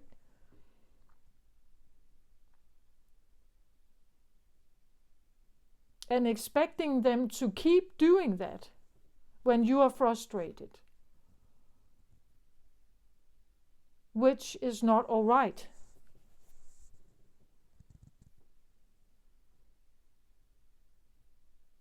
She may have been doing that because of a secondary thing, that she needs you for something. So she may have allowed herself to become the trash bin, or like the buffer pillow, in order to have access to something else. But even she can become exhausted, needing to reconnect with true nature. It's like when you have an undercover cop, right, who has been in a crime environment, a very criminal-oriented drug environment. He is ambitious when he goes in there. He wants to infiltrate. He wants to find the big guy behind everything, But if you have been there very long, you could become so influenced by the environment that you almost forget why you're there. That you forget why you are there. You forget why you joined it in the first place, because some of the values that you are surrounded with now becomes yours. Right? You dress like them, you speak like them, you act like them. That's what this is. Right? You're looking at them, studying them, trying to figure out how to adapt yourself to this world, and becoming it, right? Becoming it so much so that those around you can't see the difference. They will not notice. So you adapt yourself so much, but if you have been in this environment for years and years and years, and you even have a different name, you have a different identity, nobody knows in there that you're actually a cop. But because you play the role so well, you are perfectly adapted to it, right? You're perfectly adapted to this role. You're supposed to wear this crown. Or let's say that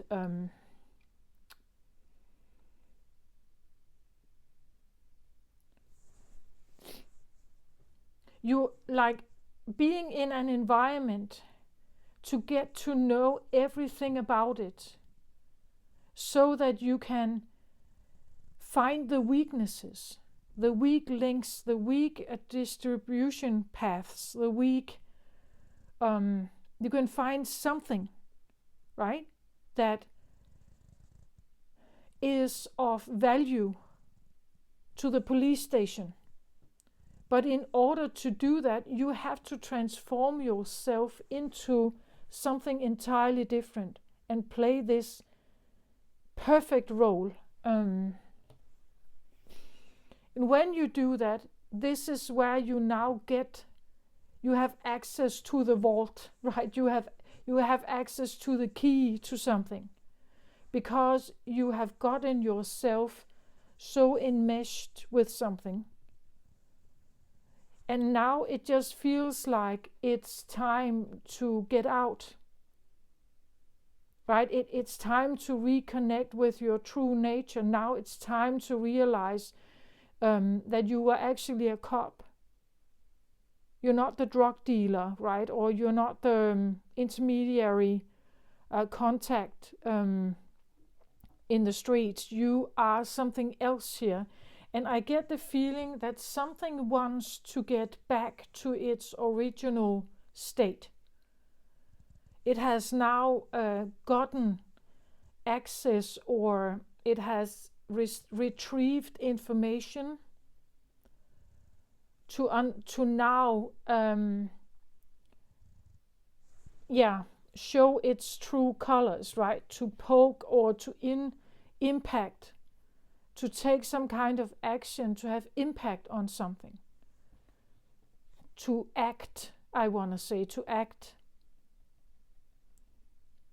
To take action, to act, to do something here. Or to, you could say, be the role. Like that could you have studied long enough, right? You've studied long enough. You have gotten the right clothes, you have adapted your body, you have cleansed yourself, you have no, there's no Instagram profile on you, your identity is totally shifted. So that you can join the others, and you will look like these horses. Right? You would be so perfectly adapted that you would look like these horses. Nobody would know, right? You would know what to say, you would know what to do, you would know how to act, you would know all the conduct here. The verbal, the language, the slang, the street language, you would know their ways, what they eat, how they sleep, when they sleep, you would know everything.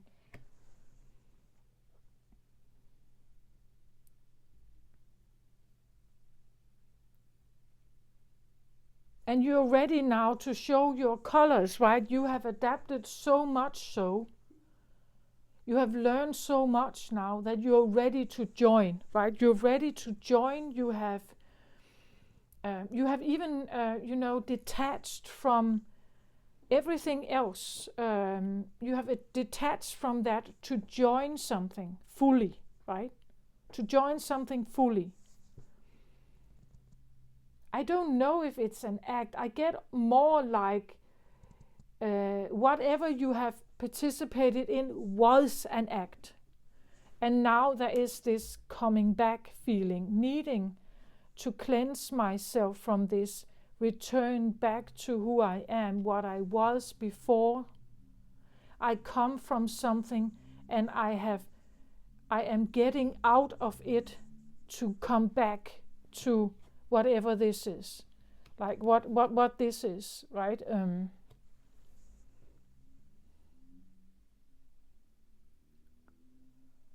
My true shine.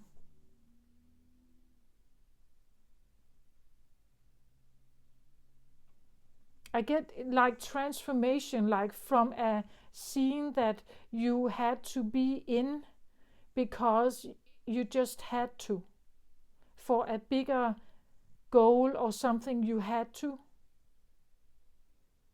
And now you are transforming back to your real nature here. that's what is initiated, right?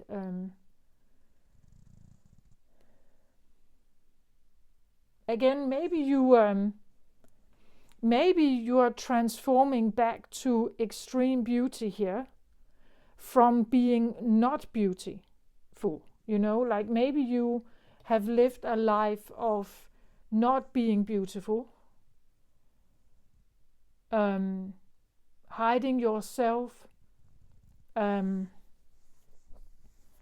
Like maybe you ate too much. You made yourself not beautiful, or you made yourself unattractive because it was necessary. For a greater good, it was necessary, right?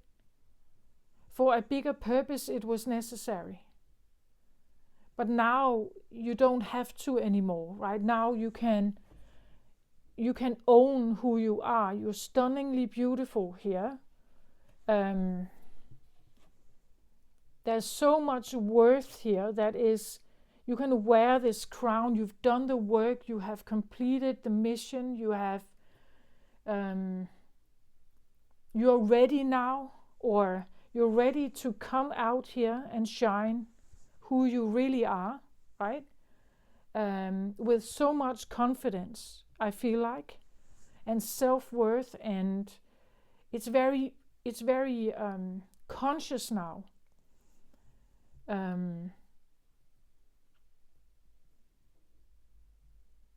It's very true, it's very real, it's very original, because you've done something here, right? Maybe with your identity, like making an identity shift towards who you really are here, where you really belong, who is your tribe, what is your family, something like that. Getting yourself out of something, returning back here to something else, right? So from maybe a more secret space or isolated place to a different place.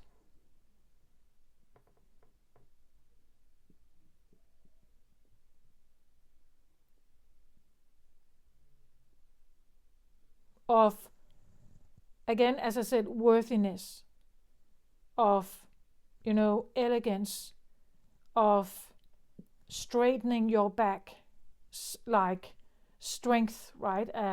A place of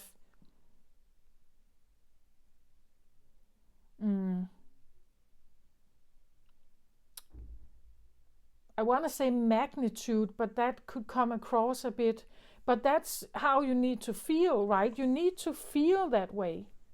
Like really owning who you are here. Like with so much self-care and love and understanding and sovereignty also, right? That this can never be questioned.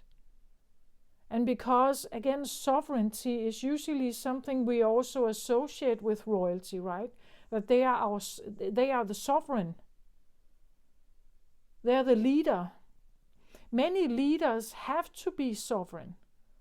Like if they're constantly enmeshed with others, how can they lead if they are needing to always make sure others are all right? Leading means that you have to pinpoint a direction, and then you have to go towards it, even if others may not agree always. Being sovereign means that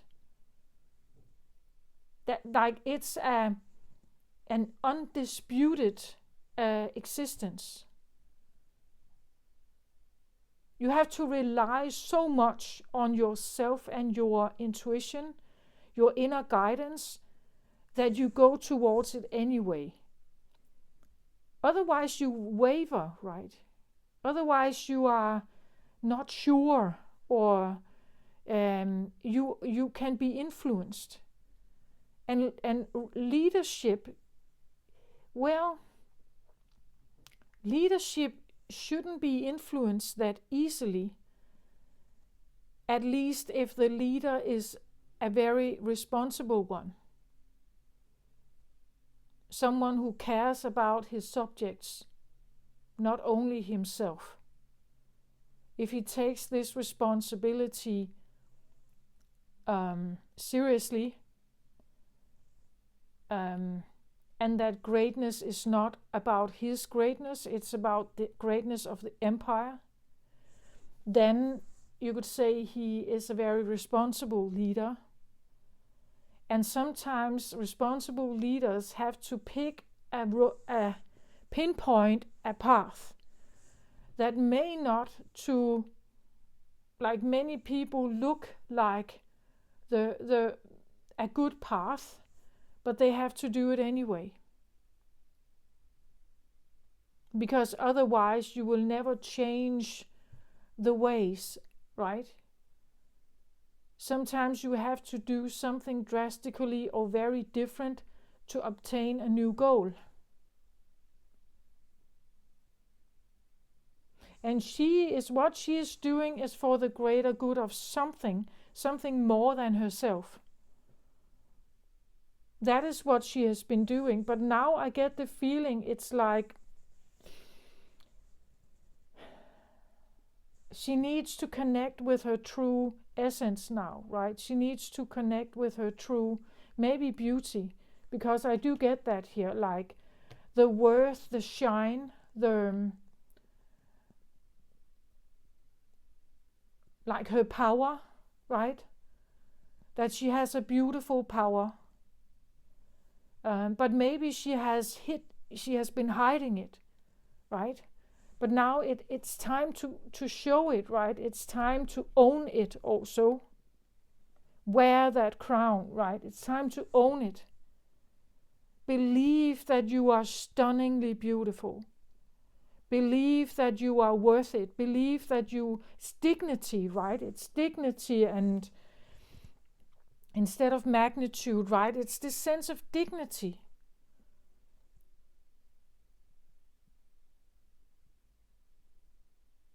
Standing straight, and holding the scepter, right? You're worthy of it, right? That you have done something. You have done something that is important, whatever this is. Like the cop that actually, after 8 years in the environment as an undercover cop, that sacrifice pans out when you get the big crime boss, right? But then you have to get back, right? You have to adapt back to the life that is actually truly you. You have acted according to the role, but now you're done with the role, right? It's like someone is no longer playing a certain role anymore and needing to get back, right? Needing to reconnect with the true identity, with their true essence, their true light, this dignity, this integrity, this authenticity. Whatever role you have played, you are done doing that. You can now come over here, right? You are done with the shadow work, perhaps, right? You can get out now.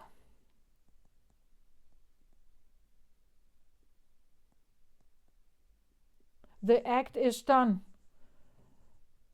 You can actually start acting in your true shine, right? You can now get out of the crime scene and be the free horse again. You can play with your true mates again, right? You can where you belong here, which is your true nature, right? So instead of being the tough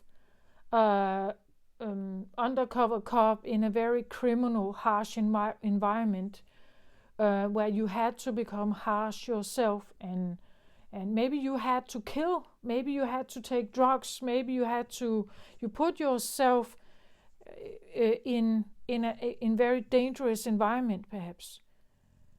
But in order to infiltrate, or in order to get access to, or in order to tip something over, in order to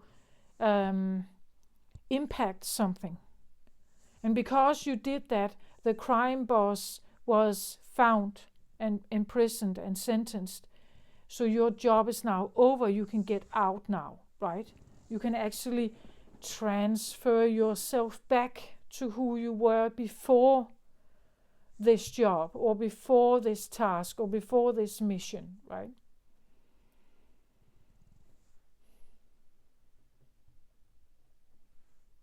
That's what I feel like here. It's like something is changing. And I get a feeling it's in the feminine area, right?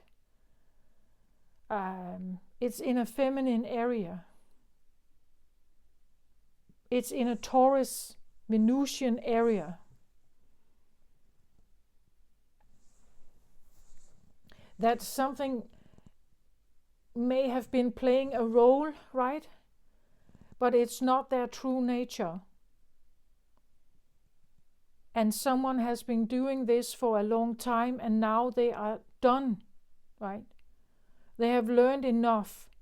They played the role perfectly, but they are re-entering now. They are exiting, you could say. They're exiting that scene or this timeline or this dimension to get into the true dimension. That they are recalibrating themselves back to the right dimensional vibration, right? Which is this. That's what I feel like.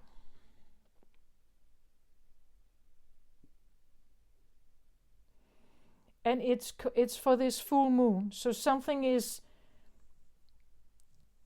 and that's probably one of the things that may be happening with the feminine energy, that it's recalibrating itself back to the true energy that it truly is, which is it's a love energy, right?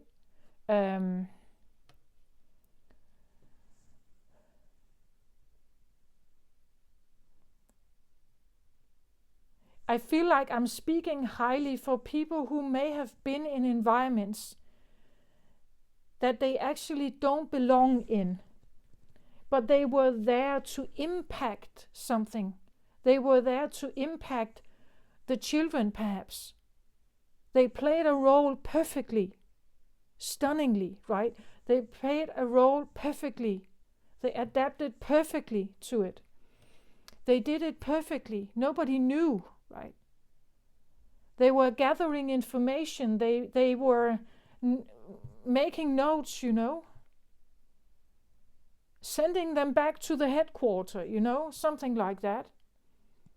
Acting as a double spy, in the sense. That's what it feels like. It's like someone has been deliberately been in an environment, but maybe lost themselves in there. But to a certain extent now realizing that they have to get out and they have to get back to their original vibration, their original state of vibration, because otherwise they are suffocating in there, right? You can only stay in toxic environments for a certain amount of time. You will eventually drown or die in there. You need to get out and have fresh air at some point. That's what this feels like, right? I hope this made sense. If you are feminines out there, even Taurus, you may feel this very strongly, right?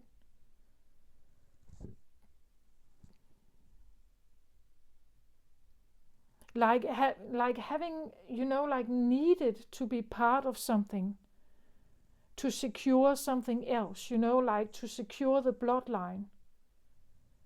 But a certain amount of heart in a very harsh bloodline, Do you get my point of that? Like securing something, that something must continue, And when others aren't looking, I put it in. I put it in, right? But when eyes are on me again, I'm back in the perfect role, right? The perfect role of being loyal, adapted to these laws or regulations or religions, perfect behavior. Nobody can see that I actually have a different agenda, right? I have built I've built the trust. They trust me, right?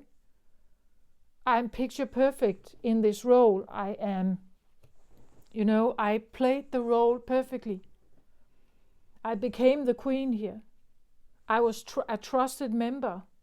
I was a trusted member. I was adored. I was liked. And then because I am all of this, I can make it tremble, right? Because I have a foot in here, because loyalty was given to me, because I adapted so well, I have access, right? I have access to something. And because I have access to something, I can impact it. But I couldn't have impact if I did not adapt, if I didn't learn, if I didn't study, if I didn't learn to walk like that, speak like that, eat like that, behavior like that, talk like that. I had to become the role. But then I get the feeling it's time to come back now, right? To step out of it, because you have already made the tower tremble, right? You have created like the movement, like you have made the tower tremble,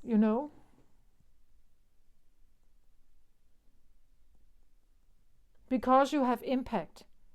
When you have impact, you can rearrange stuff, right? You can turn things upside down. You can, use your access to something to change something else. And because of that, it doesn't stay as secure or safe anymore. Because nobody expects inside treason, right? Nobody expects inside treason. Like the trusted inner circle is supposed to be loyal. But when something in the trusted inner circle suddenly becomes disloyal, steals, lies, betrays, and so on, because it's the inner circle, it has a bigger effect.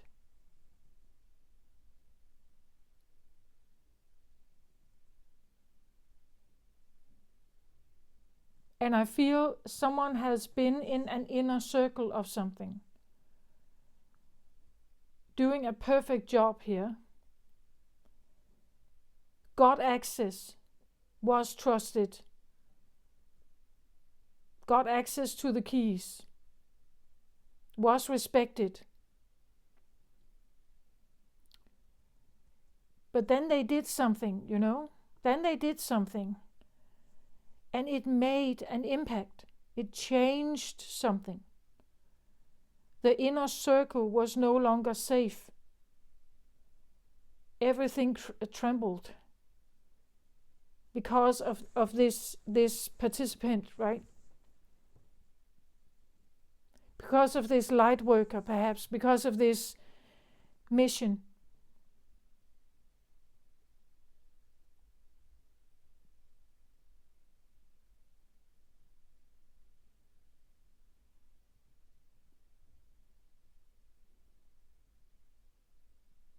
Yeah, this is what I have. I hope this helped someone out there, or especially if you have, let's say you have relatives, or you have something that where you feel like there's something happening, that there's someone not acting the way they normally are, or maybe it's you, something like that. And then all the weaknesses, all the tendencies, exactly how they think, how they behave, how they what is of value to them, what can make them cry, what can make them frustrated, what can potentially weaken them. You know all of this because you became the perfect wife, right? Or you became the perfect, I don't know, husband. Maybe you became the perfect friend. So you know all of this. You have access, you know. They trusted you. They've told you. And because you have that, you can now use it against them.